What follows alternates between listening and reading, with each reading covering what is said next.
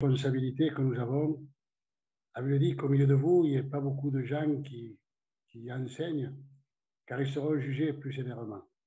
Et je prends conscience de cette responsabilité qui m'est due, même que ce soit au travers d'un Zoom, au travers d'un écran. Ce qui est important, c'est d'annoncer. La Bible dit, prêche en tout temps, que ce soit favorable ou pas, parce qu'on vit des temps particuliers. Donc ce soir, je suis, on pourrait dire le mot honoré, merci Seigneur, pour la grâce que Dieu me fait de pouvoir apporter le conseil de Dieu, l'invitation que mes frères ont lancée. Mais en même temps, c'est important de dire, Seigneur, on n'invente pas quoi que ce soit, on veut parler de la part du Seigneur. Et pourquoi je sais que c'est de la part du Seigneur que je vais parler? Eh bien, parce que tout ce que je vais vous prêcher vient de la parole du Seigneur, tout simplement. La Bible dit d'annoncer l'Évangile. Toute écriture est inspirée de Dieu, utile pour enseigner, pour convaincre, pour corriger, pour instruire dans la justice. Et c'est important de dire, Seigneur, une fois de plus, on va écouter le conseil du Seigneur. Alors, je vous demanderai, non pas parce que c'est moi qui vais prêcher, mais tout simplement parce que la parole de Dieu, c'est quelque chose de sérieux. Le psalmiste disait, je serre ta parole, Seigneur, contre mon cœur, pour ne pas me pécher contre toi. Donc, c'est important, je pense que le plus grand des péchés, c'est de ne pas mettre en pratique la parole de Dieu, tout simplement. Ne te borne pas à écouter, disait Jacques, mais mets en pratique, ne t'arrête pas simplement qu'à écouter, mais mets en pratique le conseil de la parole du Seigneur. Et ce soir, je crois que Dieu va se manifester, que le nom de Dieu soit béni. Voilà. Donc, on va ouvrir la parole de Dieu dans le livre des Romains, au chapitre 12, et si vous voulez, au verset 1er, il nous est dit ainsi, je vous exhorte donc, frères, par les compassions de Dieu, à offrir vos corps comme un sacrifice vivant, saint, agréable à Dieu, qui sera de votre part un culte raisonnable.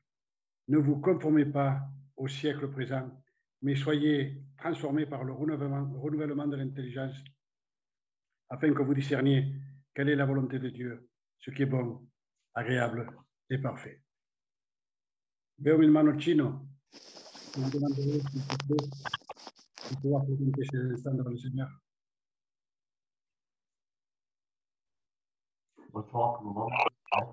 Donc, on va continuer dans la lancée, permettre que, au travers de sa parole, Dieu puisse nous parler à nos cœurs.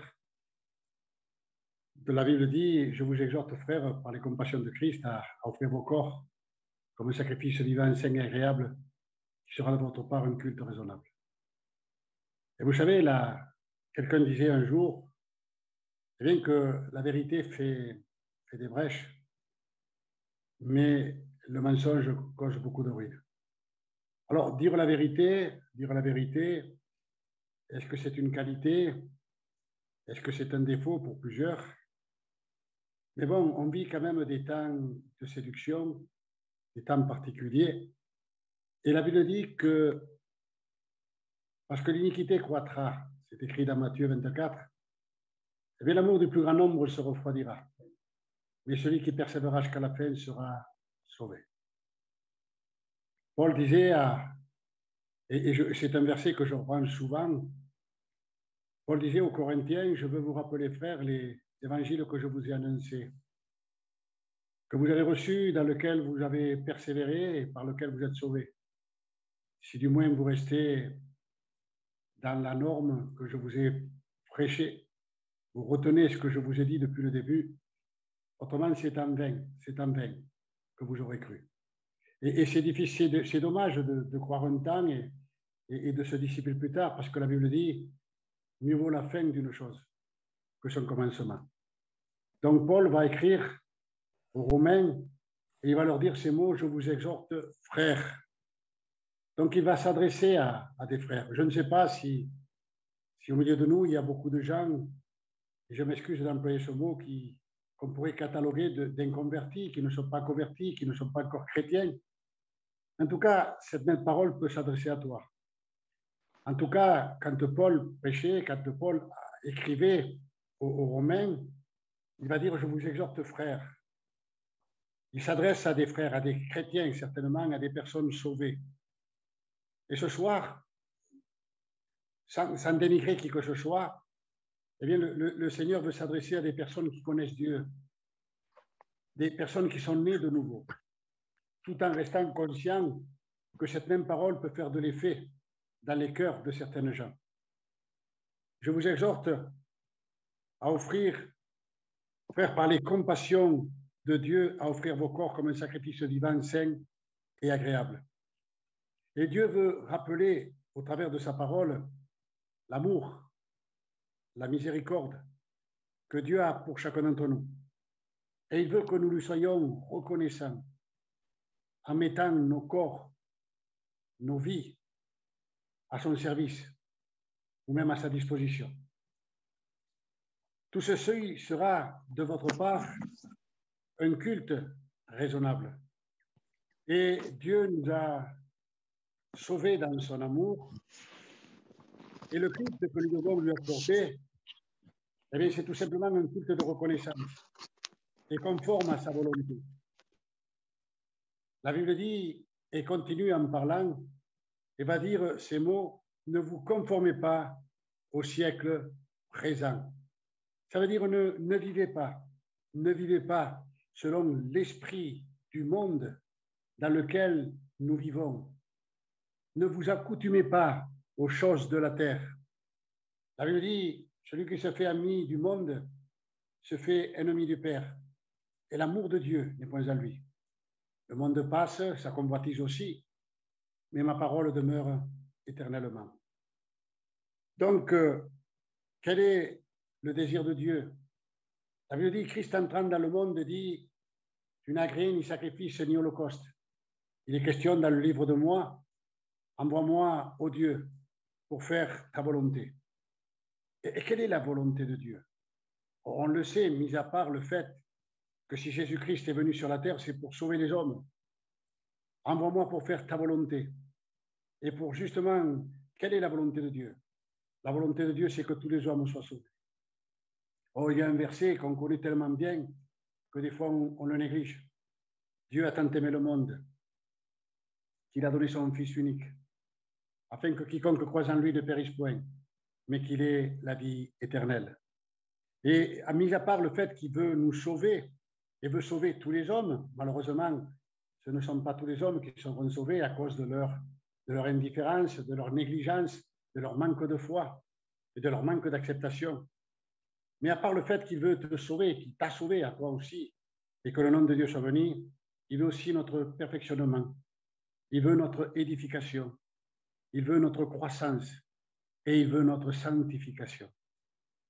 Alors, il veut que nous soyons non plus des enfants emportés à tout vent de doctrine, mais ce que Dieu veut justement, c'est que nous faire parvenir à l'état d'homme fait, justement parce que nous puissions être à la stature parfaite de Christ. C'est important ce que Dieu veut ce soir. C'est que nous arrivions non pas à être emportés. On vit une époque particulière. Je le disais au début, Paul disait à Timothée, prêche, prêche, en tout temps favorable au pas. Parce qu'il viendra un temps où les gens ne supporteront plus la saine doctrine, ayant la démangeaison d'entendre des choses agréables. Alors, ils détourneront l'oreille de la vérité pour s'attacher à des fables. Et l'évangile, ce n'est pas une fable. Et quand on regarde un petit peu Internet, on regarde les réseaux sociaux, je m'excuse de parler ainsi, combien de bêtises sont écrites et combien de fois les chrétiens, ils avalent. La Bible dit, ne portez pas foi à tout esprit, mais éprouvez-les pour voir s'ils viennent de Dieu. Et ce que Dieu veut, c'est que nous ne soyons pas emportés à tout vent de doctrine, mais qu'à partir de là, nous puissions arriver à la stature parfaite de Christ. Il veut que nous puissions parvenir à l'unité de la foi, de la connaissance du Fils de Dieu. Et pour cela, il nous a laissé sa parole. Il nous a laissé son esprit. Et aussi, il nous a laissé les ministères.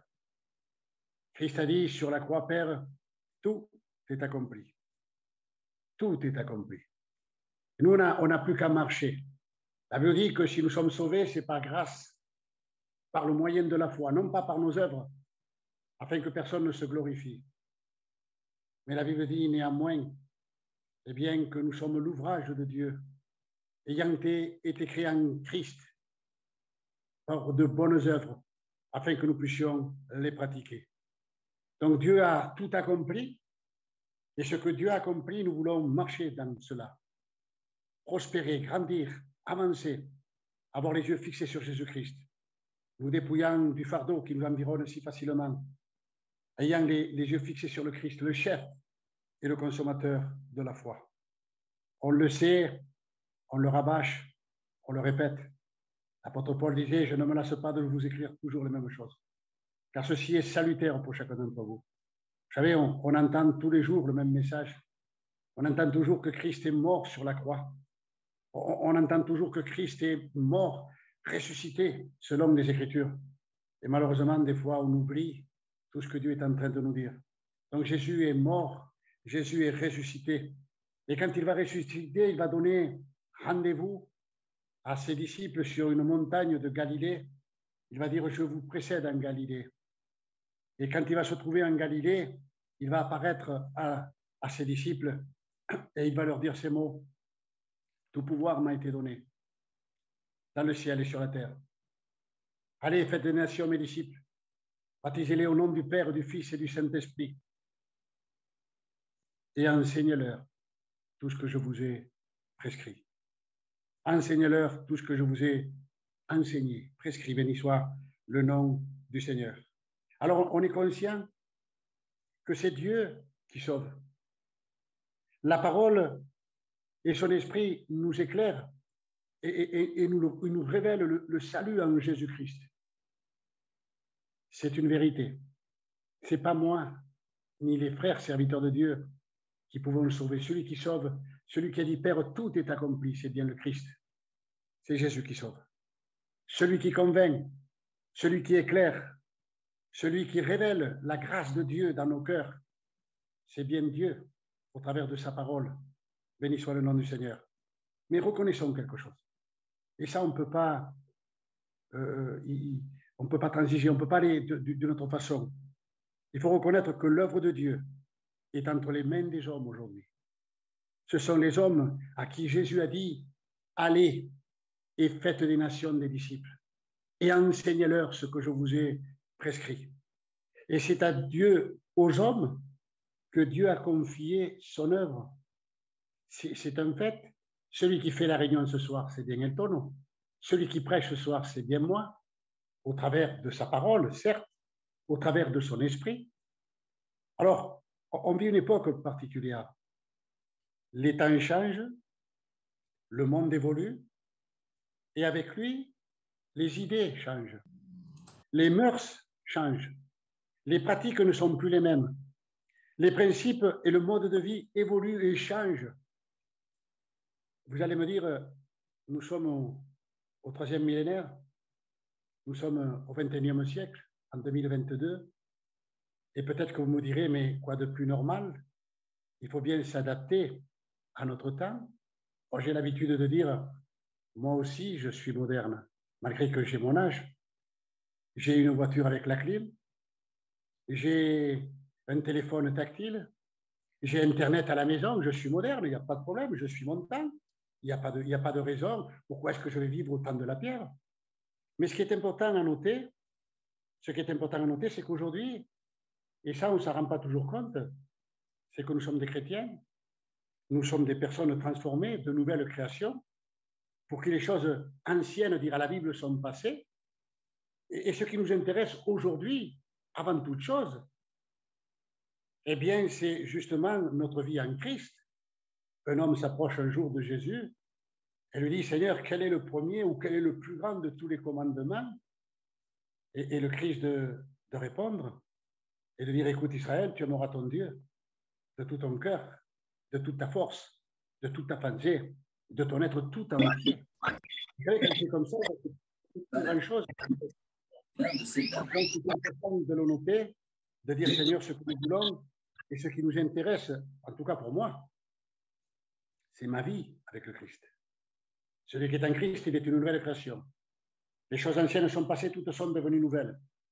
Un jour, le Seigneur va dire à un homme qui s'approche de lui, je te le dis en vérité, Nicodème, si un homme ne naît d'eau si un homme n'est d'esprit, si un homme n'est pas renouvelé, s'il n'est pas une nouvelle création, eh bien, j'allais dire, et je paraphrase, tu peux venir à toutes les réunions, tu peux écouter toutes les prédications, tu peux donner la note à un serviteur que tu veux, mettre 20 sur 20 si tu veux à un serviteur qui prêche. Ça m'a plu, ça m'a intéressé. Mais si tu n'es pas né de nouveau, il y a un souci, il y a un problème. L'important, c'est de dire, Seigneur, c'est d'être une création nouvelle, quelqu'un de régénéré, quelqu'un qui a reçu la vie de Dieu. Donc, ce qui nous intéresse aujourd'hui, eh bien, c'est notre vie avec le Seigneur. Et on ne fait rien de plus, on n'est pas des fanatiques. C'est parce qu'aujourd'hui, on vit cette vie avec Dieu. Et c'est à partir de là que nous devons, parce que la Bible dit, ne vous conformez pas au siècle présent. Ne vous attachez pas aux choses de la terre. Ne vivez pas selon le train de ce monde. Pas d'une façon à part complètement, nous ne sommes pas des ermites. Un jour, Jésus va se mettre à prier dans ce qu'on appelle la prière sacerdotale. Et il va dire, c'est mon Père, je ne te prie pas de les ôter du monde, mais de les garder du malin. Et on est conscient qu'il faut travailler. On est conscient qu'il faut vivre. On est conscient qu'on a une famille. On est conscient qu'il faut profiter de certains plaisirs de cette vie. Mais l'important, c'est que nous voulons être conscients qu'à part le fait qu'on peut profiter et vivre, ce que Dieu veut, c'est nous épargner les choses du monde. Un bateau, c'est fait pour naviguer. C'est pas pour que l'eau rentre en eux. Un chrétien, on ne peut pas aller partir sur la Lune ni sur Mars. On est obligé de vivre sur la Terre. Mais ce qui est important, que nous vivions dans le monde, c'est un fait. Mais que le monde vive à nous, je m'excuse pour l'expression, c'est notre paire de manches. Et ce que Dieu veut, justement, que nous soyons conscients de ne pas se conformer au siècle présent, de ne pas confondre l'évolution, qu'il faille changer de façon de faire avec Dieu. Et aujourd'hui, les gens changent leur attitude, leur motivation, leur façon de comprendre, leur façon de voir, leur façon de vivre de vie avec Dieu d'une façon différente. Non, non. Jésus, il est le même aujourd'hui, éternellement. En lui, il n'y a point d'ombre de variation. L'évangile ne change pas. Et aujourd'hui, on croit qu'il faut moderniser, qu'il faut avancer, parce qu'on est des gens qui vivons à cette époque, au 3e millénaire. Non, non, que Dieu fasse qu'on prenne conscience. C'est-à-dire que notre mission doit s'adapter à ce que Dieu veut et ne veut pas que notre vision change. C'est ce que Dieu demande. Il ne veut pas que notre vision change et s'adapte au temps que nous vivons. Vision sur l'évangélisation. Vous savez, aujourd'hui, on croit que, merci Seigneur pour le petit garçon qui a joué de la musique, mais ce qu'il a converti, ce n'est pas la musique. Ce qu'il a converti, c'est le Christ. C'est Jésus qui a donné sa vie pour lui. Et c'est ce qui l'a motivé. Si on veut jouer de la musique, pourquoi? Aujourd'hui, on croit que parce qu'on chante bien, les gens vont se convertir. Non, les gens du monde chantent mieux que nous. Mais l'important, c'est de serrer la parole de Dieu dans notre cœur. Dans notre façon de vivre avec Dieu, il y a des gens qui croient qu'il faut changer. On est moderne, la prière, c'est plus suffisant. Une prédication, il faut qu'elle soit remplie de quelque chose de particulier, qu'on invente. Non, non, non, non. Ce que Dieu veut, c'est que nous puissions garder la façon de faire notre culte à Dieu, notre sanctification. La Bible dit, rechercher la paix et la sanctification, sans laquelle nul ne verra Dieu. Ce sont des paroles importantes, ce sont des paroles graves, parce qu'aujourd'hui, on vit des temps particuliers. Et le temps n'est plus à, si vous voulez, à jouer le rôle de chrétien. On n'est pas des gens qui avons un rôle, nous sommes des gens nés de nouveau, nous faisons partie du corps de Christ, et c'est important que de dire au Seigneur, nous voulons vivre dans la justice, pas changer la justice. La Bible dit que la justice de l'homme est comme un vêtement souillé. Et ce que nous voulons, Jésus veut que nous soyons conscients. Et même sur le péché, vous savez, aujourd'hui, il y a des gens qui prêchent le péché, des gens qui parlent sur le péché, et ils ne savent même pas ce que ça veut dire. Ils ne savent même pas ce que ça veut dire. Ils sont en train de le pratiquer et de le condamner en même temps. Que Dieu fasse qu'on prenne conscience. De ne pas se... Mais il n'y a rien de méchant. Pierre le fait, Paul le fait. Il n'y a rien de négatif. Attendez, Dieu, ce n'est pas un Dieu qui tolère le péché. Dieu est un Dieu qui aime la justice, qui aime la sainteté. Et c'est important de le prendre conscience. Et ce n'est pas parce qu'on est moderne, ce n'est pas parce qu'on a Internet, ce n'est pas parce qu'on a un téléphone tactile, ce n'est pas parce qu'on a une voiture avec une clim qu'il faut changer nos habitudes avec Dieu. Vis ta vie avec ta clim, vis ta vie avec ton Internet, mais laisse l'œuvre de Dieu telle qu'elle est. Béni soit le nom du Seigneur. Et je le disais tout à l'heure, que l'Évangile doit rester ce qu'elle est depuis le début.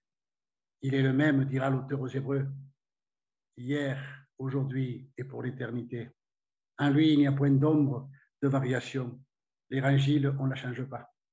L'Église, ça veut dire quoi, Église? Les serviteurs, certainement, le savent, et peut-être que toi aussi, tu le sais. Ça veut dire appeler hors d'eux. Et Jésus nous a appelés à sortir de l'esprit du monde pour que justement nous soyons dirigés par la parole de Dieu et non plus par l'esprit du monde. Auparavant, nous vivions dans le monde, nous étions dépendants des choses de cette terre. Mais à partir du moment où Christ nous a fait sortir et nous a sortis de l'esprit du monde, pas du monde, parce qu'on vit dans le monde. Où est-ce qu'on est là? Moi, je suis à Marseille, toi, tu es à Montpellier, toi, tu es de l'autre côté de la France. Mais en vérité, on vit dans le monde. Mais ce que Dieu a voulu, et le Seigneur a dit, Père, je ne te prie pas de les ôter du monde, mais de les garder du malin, de l'esprit du monde. Et c'est important, la Bible dit, ne vous conformez pas au siècle présent, ne vivez pas selon l'esprit du train de ce monde. Alors c'est important de dire, Seigneur, ce que nous voulons, c'est garder ta parole, et Dieu veut nous diriger par sa parole, et que nous ne soyons plus dirigés par l'esprit du monde, par les idées du monde. Et aujourd'hui, il y a beaucoup de chrétiens qui le font.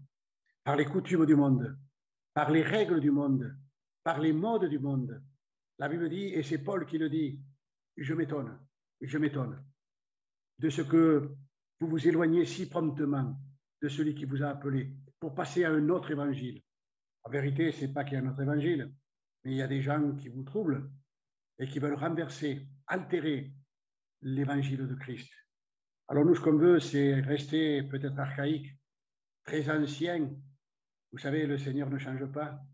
Il est le même hier, aujourd'hui, éternellement. Il est de toute actualité. Et l'évangile, ce n'est pas ancien. On doit rester ce qu'on est. Ça n'empêche pas qu'on soit moderne de nous-mêmes. Mais l'important, dire Seigneur, nous ne voulons pas détourner notre oreille de la vérité. Nous ne voulons pas nous attacher à des fables. C'est pour cela que nous voulons écouter le message de Dieu dans toute son intégralité. Savoir que Christ est mort. Et c'est ce que je prêchais l'autre soir à l'église où je suis pasteur. Christ est mort et ressuscité selon les Écritures. L'évangile, c'est quelque chose de simple. Donc, la parole de Dieu doit rester intacte pour qu'il y ait un impact positif. Paul disait, je ne suis pas venu à vous avec la sagesse du langage, mais justement afin que la prédication et le message de la croix ne soient pas rendus vaines. Et aujourd'hui, ce qui nous intéresse, ce n'est pas avoir un beau vocabulaire, des pensées particulières, de la nouveauté dans l'œuvre de Dieu. Laissons l'évangile tel qu'elle est. La Bible dit, n'allons pas au-devant de ce qui est écrit. Et si on pratique ce qui est au-delà de ce qui est écrit dans les Écritures, il faut justement être conscient de ne pas rejeter ce que la parole de Dieu nous dit. Hein? Il faut rejeter tout ce qui vient des choses du monde. Oh, peut-être vous direz, ce serviteur, je ne connais pas, c'est un fanatique. Mais en tout cas, je prêche ce que j'ai dans mon cœur. La Bible dit qu'à la fin des temps, celui qui voudra se souiller, eh bien, il est libre de se souiller. Vous le lirez dans l'Apocalypse. Il est libre et Dieu ne retient personne. Souvenez-vous, quand ce jeune homme riche est venu, il a dit, il te manque quelque chose. Et il est parti tout triste. Jésus l'a regardé avec compassion, avec amour, mais il ne l'a pas retenu. Donc le Seigneur ne nous empêchera pas de nous souiller si nous voulons nous souiller. Mais la Bible dit que notre conseil, si tu veux te sanctifier, mais sanctifie-toi encore plus et davantage. Et combien de pratiques, justement, aujourd'hui, étrangères se sont introduites dans les églises, combien de choses étranges sont venues. Et je me souviens, justement, quand Jésus va rentrer un jour dans le temple, ou du moins dans le parvis, et au lieu de trouver des prières, trouver des gens qui glorifiaient Dieu, il va trouver des vendeurs, des changeurs, des pièces de monnaie, des pigeons, des bœufs. Et la Bible dit qu'il va se faire un fouet. il va commencer à renverser les tables et il va dire ces mots: vous avez fait de la maison de mon père une caverne de brigands alors qu'elle soit appelée une maison de prière. Et aujourd'hui, la prière, malheureusement, beaucoup de serviteurs le diront, eh bien, beaucoup d'endroits où la prière n'existe plus. Il y a beaucoup de choses, on fait du théâtre dans les réunions, on met beaucoup, je dis beaucoup, il en faut de la musique, mais on met que de la musique, que de la musique, que de la musique. Et après, qu'est-ce que vous voulez qu'on fasse avec? Les gens, ils sont saturés. C'est comme si vous mangez, on vous invite à un bon plat de chez vous et on vous donne de la salade, et après, à un moment donné, moi, j'ai assez mangé de hors d'œuvre et la nourriture, on ne l'accepte plus. Et c'est ce qui se passe aujourd'hui. Et le plat de résistance, les frères, les sœurs, les plats de résistance, c'est la parole de Dieu. Peut-être que ça vous paraît un peu déplacé, ça vous paraît un peu exagéré, mais bon, on ne peut pas mettre à côté. L'évangile doit rester ce qu'elle est. Donc, comme justement, beaucoup de personnes font conscience, Jésus a dit, je suis la vérité. Et Paul disait ces mots, nous ne falsifions pas la vérité. Et ce qui prévaut dans les églises, eh bien, c'est tout justement l'enseignement de Christ. Vous savez, c'est vrai que nous, les hommes, je disais au début, que Dieu a laissé entre les mains des hommes l'œuvre de Dieu. Et c'est à nous je ne sais pas s'il faut dire comme ça, mais c'est à nous à la gérer. Et selon ce que nous allons proposer aux gens, les gens vont accepter. Si je vous dis il faut danser dans les églises, vous allez danser dans les églises. Si je vous dis il faut prier, eh bien, c'est parce qu'il faut prier dans les églises. Et c'est important de dire justement ce que nous voulons, ce n'est pas se laisser entraîner par la sagesse de l'homme. On regarde les réseaux sociaux et on voit ce qui se passe dans les réseaux sociaux. Je m'excuse d'employer ce mot, les sottises qui se passent, les erreurs qu'il y a, les choses négatives qu'il y a, ce qui est important. Et ça, je vous donne un conseil, et de toute façon, ce n'est pas de la révélation. Ce qui est important, ce qui est écrit dans la parole de Dieu, dans la Bible. On a besoin de la parole de Dieu pour nous enseigner, pour nous convaincre, pour nous corriger, pour nous instruire dans la justice. Et on ne peut pas, prenez-le si vous voulez, moi je vous dis ce que je pense. En tout cas, je ne pense pas que je suis à côté de la situation. Ce qu'on veut, c'est quelque chose qui nous enseigne, qui nous convainc, qui nous corrige, qui nous instruise. Et non pas un évangile inventé par les hommes. Car les hommes ajoutent et retranchent beaucoup de choses dans la parole de Dieu. On ne veut pas un évangile inventé. Le Seigneur, il est le même, justement de manifester sa puissance à tous les niveaux. Alors, si nous sortons de la Bible et de ses principes, on rejette les fondements de la vie chrétienne. Et à partir de là, ça fait place à des enseignements et des pratiques modernes qui viennent plus de la parole de Dieu, mais qui viennent des hommes. Et malheureusement, on vit ces temps.